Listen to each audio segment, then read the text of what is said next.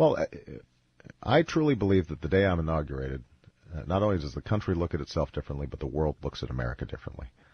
If I'm reaching out to the Muslim world, they understand that I've lived in a Muslim country. Lots of ups, lots of downs, except for my approval ratings, which have just gone down. But that's politics. It doesn't bother me. Besides, I happen to know that my approval ratings are still very high in the country of my birth. Assalamu alaikum. Many other Americans have Muslims in their families or have lived in a Muslim-majority country. I know because I am one of them. But my father came from a Kenyan family that includes generations of Muslims. As a boy, I spent several years in Indonesia and heard the call of the azan at the break of dawn. I have known Islam on 3 continents before coming to the region where it was first revealed.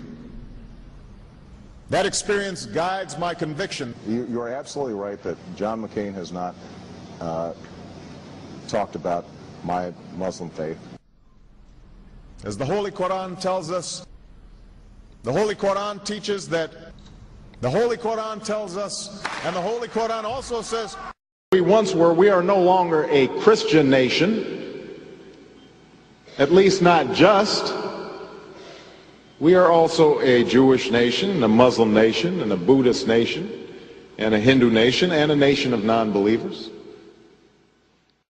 That one of the great strengths of the United States is, although as I mentioned, we have a very large Christian population, we do not consider ourselves a Christian nation or a Jewish nation or a Muslim nation.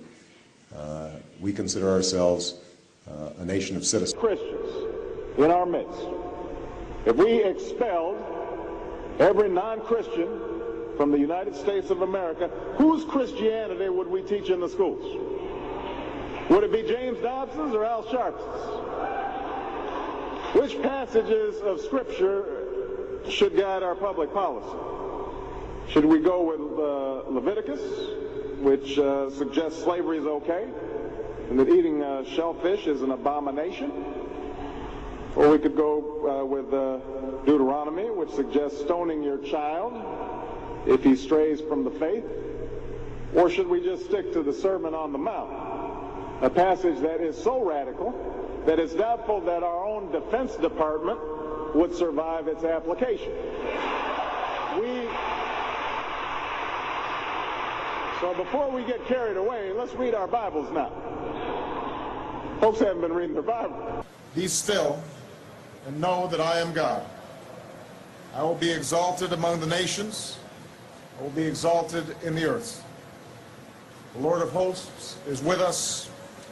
The God of Jacob is our refuge. I face this challenge with profound humility and knowledge of my own limitations. This was the moment when the rise of the oceans began to slow and our planet began to heal. We all decided to turn in. The bunks were narrow, but the sheets were cool and inviting, and I stayed up late listening to the trembling rhythm of the train and the even breaths of my brothers, and thinking about the stories of our grandfather. It had all started with him, Alma had said. That sounded right somehow.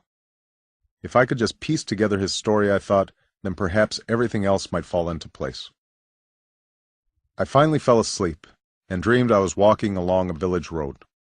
Children dressed only in strings of beads played in front of the round huts, and several old men waved to me as I passed. But as I went farther along, I began to notice that people were looking behind me fearfully, rushing into their huts as I passed.